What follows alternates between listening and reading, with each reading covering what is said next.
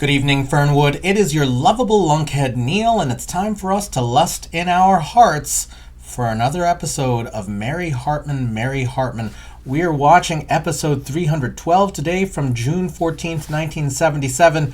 Yesterday set the groundwork for the final 3 weeks of Mary Hartman, Mary Hartman. So let's take a look back. We started with Grandpa Larkin reading Desi Arnaz's book as he gets a visit from a familiar face, and that is Barth Gimble, the twin brother of the late Garth Gimble. Barth has come to Fernwood looking for his brother, and Grandpa Larkin isn't quite sure but thinks that Garth might be dead. Barth, however, thinks that's crazy. Then over at the factory break room, Tom asks Charlie if Loretta has ever tried to make him jealous.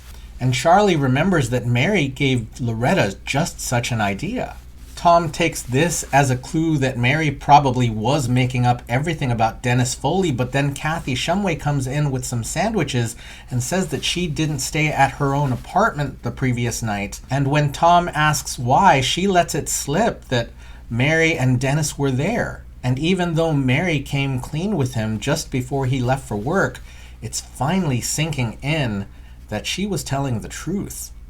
Next, over at the Jeters, Adeline is knitting a fishing pole cover for Mickey Mo as Merle seems to have reached the end of his ball of yarn. He's wondering why Wanda and Mickey Mo have been on their end of the campaign trail for 7 hours as they walk in and Mickey Mo appears to be drunk. Adeline hurls some insults Wanda's way as Merle double-checks to make sure that she hasn't been drinking too. And this inspires a yelling match between the two brothers as old jealousies resurface. At the end of it, Wanda seems to be just as sick of Adeline and Mickey Mo as Merle is, so it looks like for now they're on the same page. And then we head over to the Hartman kitchen where Loretta and Kathy interrogate Mary about what happened at Kathy's apartment the night before. At first, Mary is evasive, but then it comes out that Dennis asked her to marry him, and also that he has left town. Tom storms in ready for a fight, but Kathy lets him know that Dennis has moved away from Fernwood. And Tom finally accepts the truth from Mary that she has been telling him the whole time. That she and Dennis were on a date and that he asked her to marry him. However, it seems that learning that Dennis has moved away is a relief for Tom, and the episode ends with an embrace, though it seems like Mary is thinking about someone else. Y'all, I expect this to be a crazy 3 weeks, so let us proceed.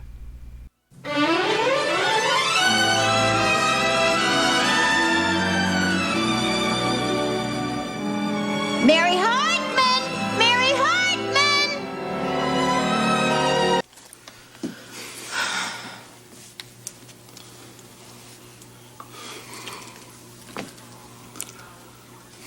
Well, you get on with it. George is getting hot under these lights. Mac, why don't you step out here into the cold? We haven't had any heat in this house for a week now, and we wouldn't have any electricity either if it wasn't for this extension cord that goes out the window and over into Mary's house. Oh, come on now. Give me a second. I almost got this camera fixed. Ooh, mercy. It's all right. To hell with it. I'll put it back.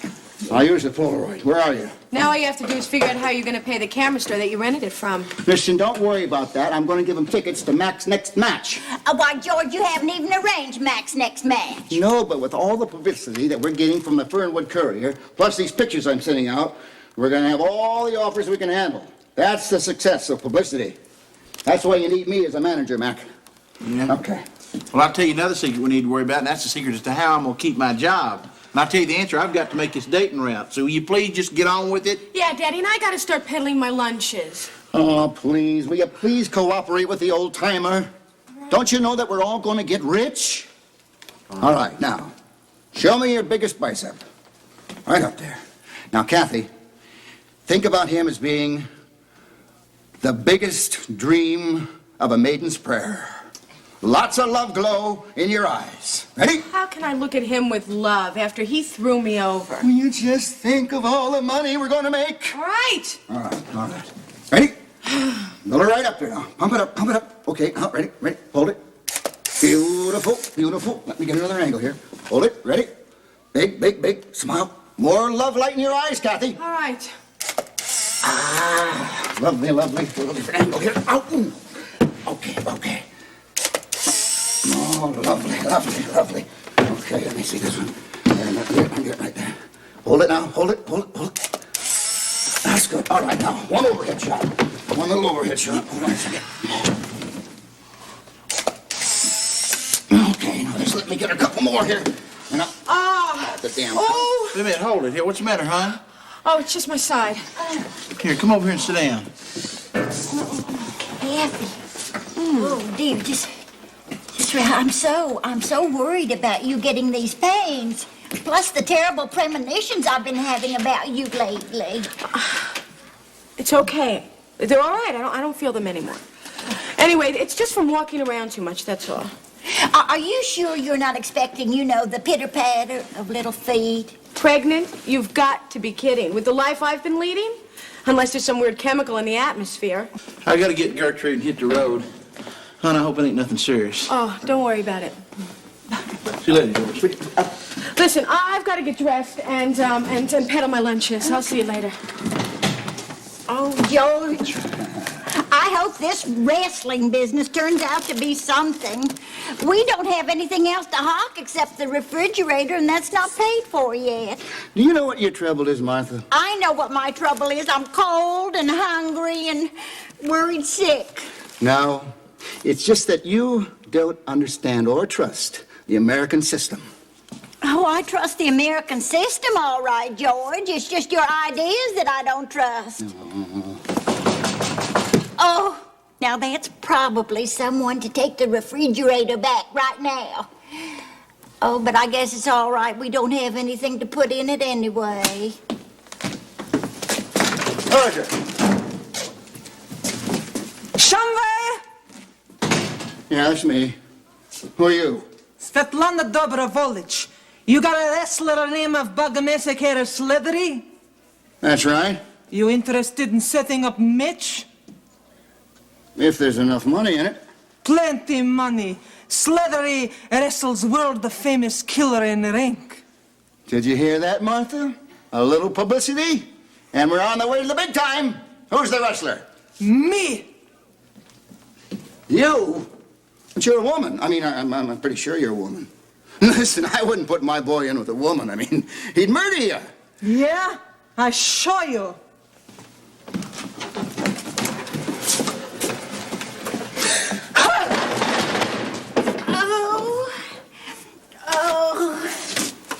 Well?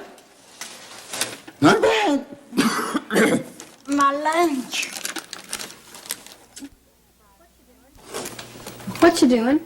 I'm filing food. This will make the kitchen work much more efficiently. Okay, now I have cling peaches. Cling peaches. I just don't know whether to put it into C or into P. C. Boy, I sure hope there's somewhere in life there's more fun things to do. Oh, I'm sure there is, Heather. I don't know what it is, but I'm sure that there is. I'm gonna move out of this town when I can and do something exciting like move to Las Vegas and become a stripper. Oh, Heather, you shouldn't do that. I mean, being a stripper is a very dangerous profession. Dangerous? Why? Drafts. Think of the drafts. I mean, I will bet that strippers have more colds than probably any other class of people.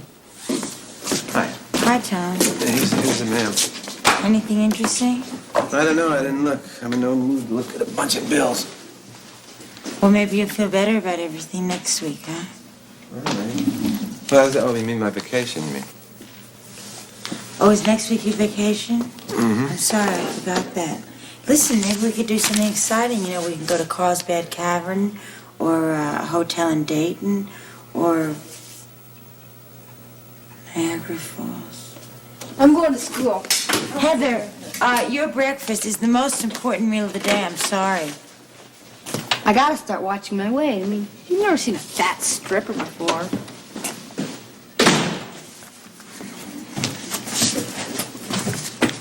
Is Heather becoming a stripper? Well, she knows that she's perfectly free to change her mind, but yes, she is.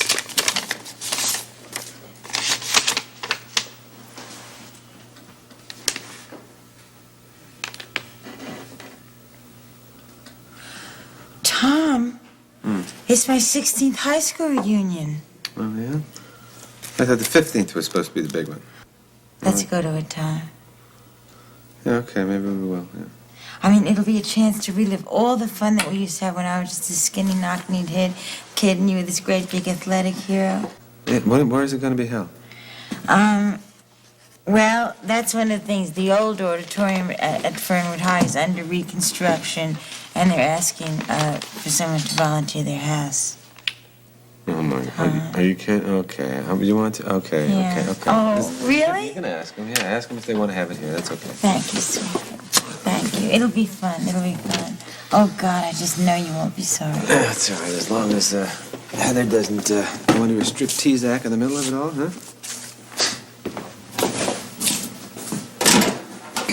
I'll see you later, sweetheart, okay?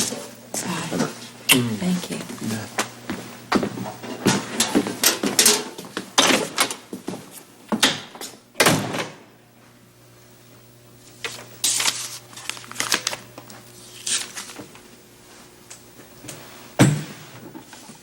Wish you were here.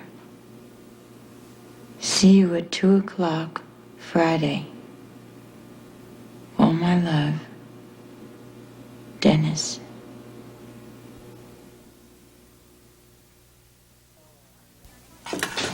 Honey, breakfast is served.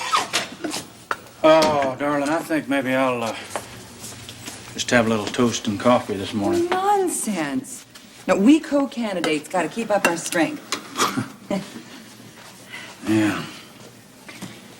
Well, what do we have here?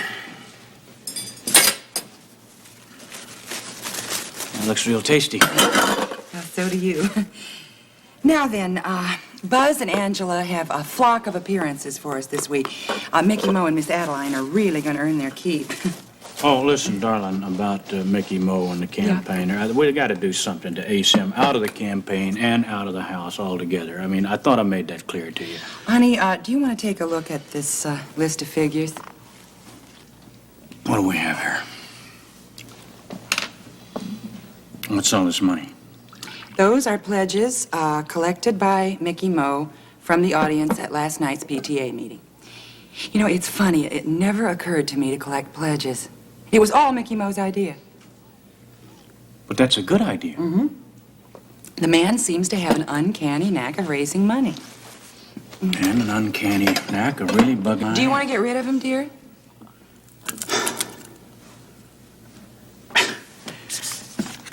You know, actually, when you really think about it with any depth at all, why, I would probably say that any political presidential candidate would need someone on his staff with, you know, flexible ideals, ethics, if you will. I applaud your decision. And you know, another thing, now that we're on it, little thing I've had on my conscience for a while, and that is, you remember I accused Mickey Mo of having designs on you? Oh, That's totally ridiculous. All I have to do is look back to our childhood. The man always leaned toward, you know, a little more stout woman, someone with a little more meat on him. In fact, if I'm not real mistaken, he was repulsed by, you know, high-fashion, scrawny types like yourself. Oh, really?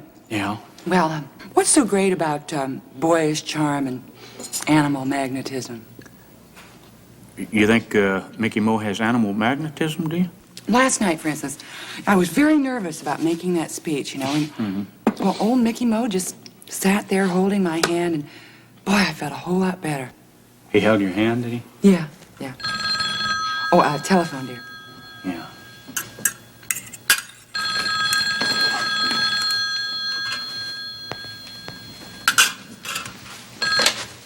Yo. Buzz McGregor. Hey, what are you doing there, man? How are you? Yeah. How's that there, Angela? I say, never mind. What? Yeah? No, listen, we're very pleased about our own self. Yeah, isn't that something? Uh-huh. Well, my gosh, that'd be terrific. No. When would that be, anyway? Mm-hmm. No, that sounds terrific. Unbelievable. Really? Yeah. All right, Buzz, listen, thanks so much for calling. I tell you, you two are really on the ball over there, you know it? Okay. All right. The same to you. Okay, we'll see you. What's up? Buzz and Angela got us a TV appearance on that there Hallelujah Hour. You're kidding. No, It's not at all. And they fabulous. said they're excited to death about the money that's rolling in. Yeah, well, thanks to Mickey Mo. Mickey! Hey! Hey, wait a minute here. Wait a minute. What is with the suitcase here, man? I guess this is goodbye, Merle. What are you talking? Are you talking about leaving, brother? Well, you ain't exactly treating me like Ken, Merle. Well, isn't that a coincidence, Wanda? I mean, we were just now talking about how them days are over, man. All you have to do is look in the good book and find out you don't throw stones. My stone throwing days are over, right? See, what Merle is trying to say, somewhat ineffectually, is that we'd both like you to stay, Mickey. Do you really mean that? We mean it. Hey, man, my house is your house. You know what I mean? I want you to keep on with them political parties and going to them things, raising that money. That there's fun. Of course it is. Come on, My Mickey. gosh. Just sit right down over here. Sure. And I'll rush out in the kitchen and rustle us up a big batch of catfish. Huh? Oh, Thank you, Wanda. hey, Wanda, you hear that? Polite, huh? Yeah. Sit down here. Come on. Hey, listen. Oh, never mind. Come on, sit down here. No, come here. Take my chair right here. Put her down there. Take my eggs. How about a little sausage there, toast, whatever you need there. Just take her away. A little coffee.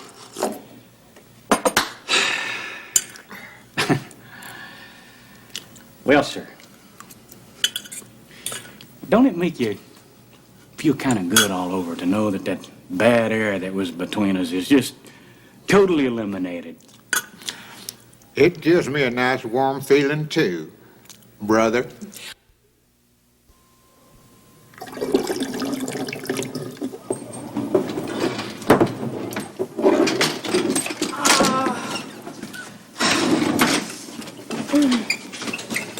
Oh, boy, Mom. Am I exhausted. Peddling these sandwiches and these brownies all day. Could I have a Coke, please? I am still having those terrible premonitions, Kathy. And I think that fate has something in store for you that is very bad. And if I were you, I would give up my luncheon business now and stay at home and keep myself under lock and key. Mom, I can't give up the business. We need the money. And if any of your daughters should be under lock and key, it should be Mary. Did you know that Dennis Foley asked her to run away with him? No, I didn't know that. Did you say cherry Coke? Yeah, fine. Oh, thank you. Happy talk, keep talking, happy talk. Talk about things. I've got a customer, Kathy. I'll be back in just a minute. Okay, Mom. If you don't. Good afternoon, sir. May I help you, please? Yes, please. I'd like a martini, very dry, with a twist of lemon. One martini lemon. Right, that's a twist, not a slice. Okay? Got you. Thank you. Oh. What are you screaming at?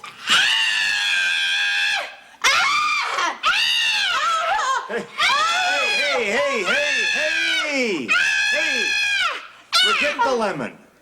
Forget it if it's that big a deal. Just make it like an olive, but hold the pimento, okay? But you are dead. Well, I died in Miami, if that's what you're driving at, but that was a really tough crowd. I'm in the biz, by the way. Are you Garth Gimble? No, dear. Barth Gimble. I do have a twin brother named Garth that lives here in Fernwood, though, and we look a lot alike. Hey, you know what? You can toss in that pimento if I can use your 88. Oh, yeah, be my guest. Thank you. Happy talking. I guess he doesn't know his brother's dead. Families are just not close anymore, and that is such a shame. He should be told that his brother was stabbed to death by a Christmas tree. Shh. Don't say a word.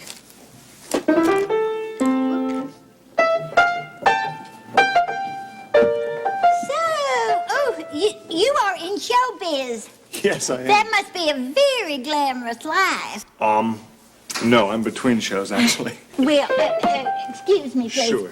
Now, what are you doing here in Fernwood? Well, I had a few mix-ups on a show I was doing down in Miami. It was a local show. I think you might have heard of it. It was pretty popular. It was called polling for sports shirts. Did they cancel it? Yeah, right when the ratings were really high, too. You know that kind of frustration. But there was just a little problem there with kickbacks and briberies and phony arson charge and, of course, kinky sex. But hey, that's showbiz. Yeah. Yeah, enough said. Hey, how is Garth? Have you seen him around? You'll excuse me, please. Yeah, sure. I have to see Garth. Good old Garth. Hey, just remembered something. You and I was going to... Son of a gun. I was going to try to go by a bank this afternoon and cash a traveler's check. And now, yeah, it is too late. Oh, I can cash a traveler's check for you. $500? Well, I don't think we have that much cash on hand. Oh, boy. That's the smallest I have. How am I even going to pay for the drink? Well, let's just say that it is on the house. And let's just say that you're a sweetheart. Oh, well, it's the least I can do for Garth Gimble's brother. Thank you. By the looks of him, it looks like he has a lot of problems. Oh, Kathy, everybody has problems. This is a cold, cruel world. Oh, Ma! What's the matter, dear? Oh, I don't know. Oh. Hey, could you ladies keep it down to a well-modulated roar while I'm trying to work, please? Oh, sorry. Dennis Foley. Again? Only this time it's for real. Mary, how many visits do you have to make to that bug house to get that cop out of your system?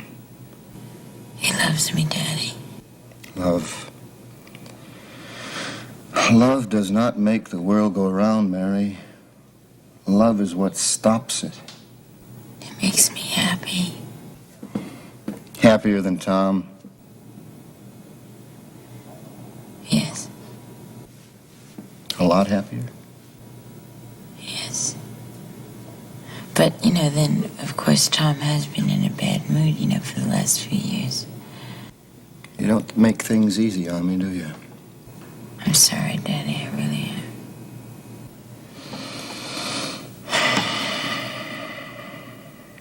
You're a big girl, Mary. I like Tom, and he's a friend of mine. But you are my daughter. And I want to make you happy. What does it mean? It means I'm with you. Whatever you do, and whatever you want, I'm with you. So then you think I should? I don't want to know about it. But I'm with you.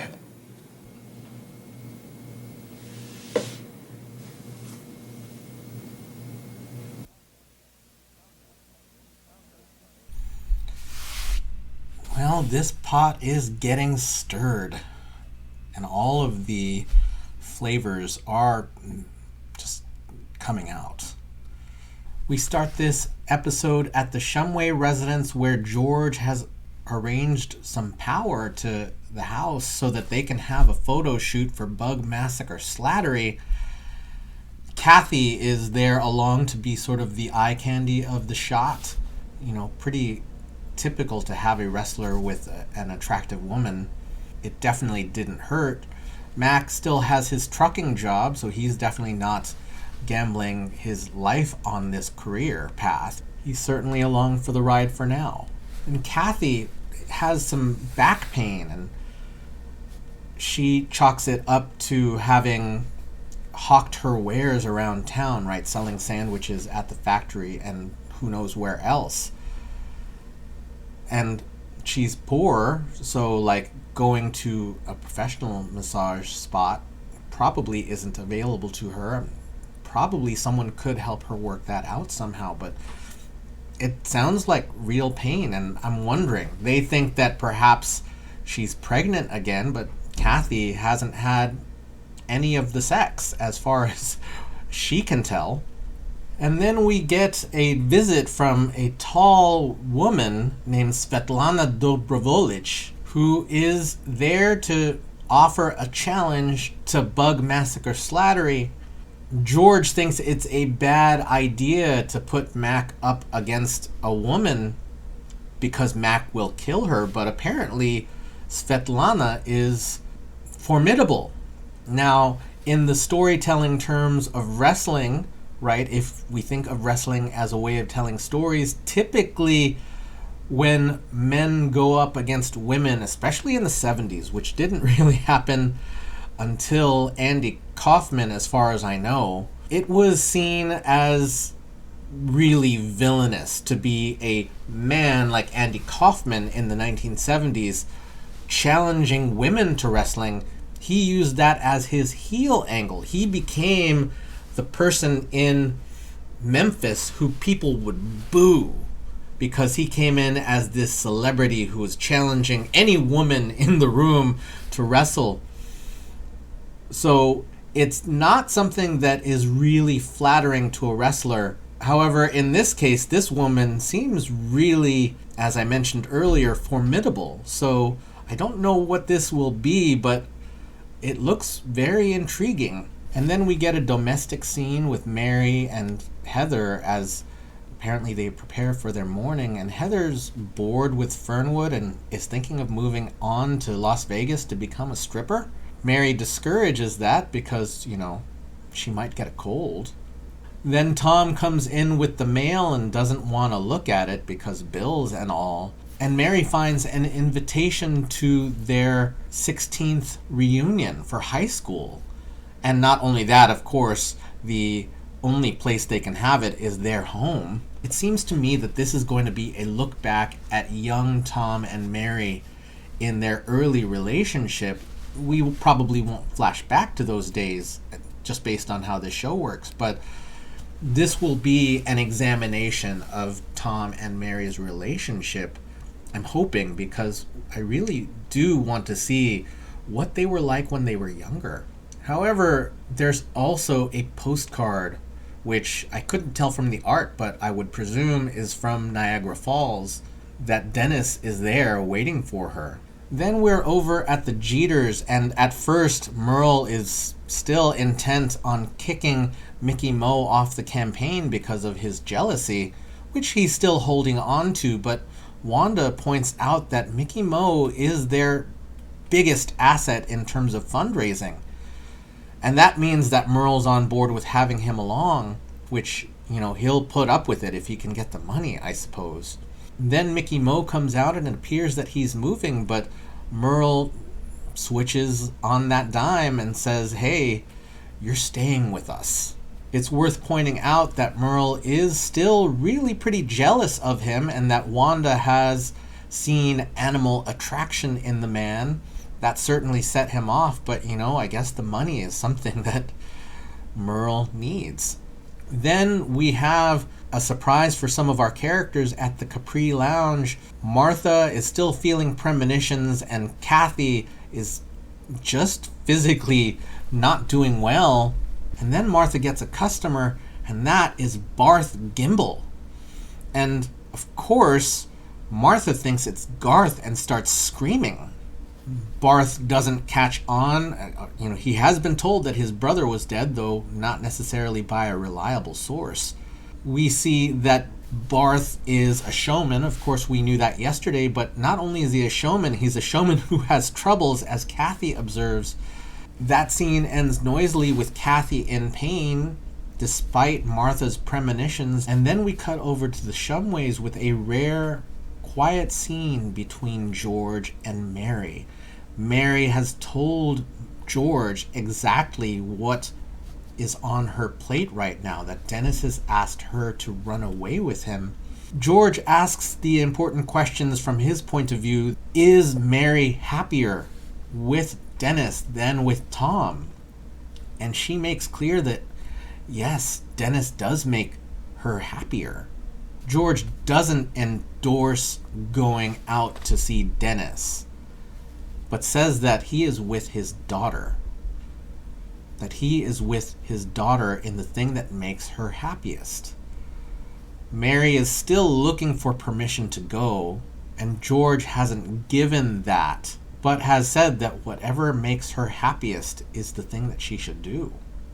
And now I'm going to address the question of the week, which I asked back in January, and that question was, what were your most memorable surprise moments in Mary Hartman, Mary Hartman? Skip Eastport comes with this answer. I watched Mary Hartman, Mary Hartman in its original run, and I still recall how shocking Jimmy Joe was for everyone. The following Monday, everyone at school was talking about it. That was water cooler TV for the high school locker set. I remember watching the episode with my mom in our den, which wasn't much different from Mary and Tom's seldom seen living room. Mom let out an audible sigh when Loretta mentioned all the kids on any series was extremely rare in those days, particularly in just as I was telling her not to worry, Jimmy Joe it. There was nothing else like it on television. Watching the show again 45 years later, the only thing I had forgotten and was truly surprised by was the revelation that prim, poised librarian Mrs. DeLorean, the head of a... No wonder she didn't bat an eyelash while giving Mary the books You and Your Climax and It's Your Body, Do It. Those were some pretty big moments, and you might have noted that I have redacted those spoilers. I definitely mentioned Jimmy Joe Jeter last week when we were reviewing characters that we liked. And yeah, certainly that element of his story is a big deal. So I suppose let's just do that thing where you can link back to that episode if you haven't seen it. And then there was this ongoing storyline which featured a mysterious character and also the recurring character of Mrs. DeLorean, the librarian, and how everything sort of works out in Fernwood. That's a season 2 storyline. It certainly was a big reveal. So there. Everyone, all of my feelings are getting stirred up pretty well right now. We've got a lot of big things that are leading to what appear to be some enormous moments. Thank you so much for watching with me. Thank you so much for leaving your thoughts, feelings, and impressions down in the comments. Thank you for lusting in your heart. And we will see you tomorrow night in Fernwood.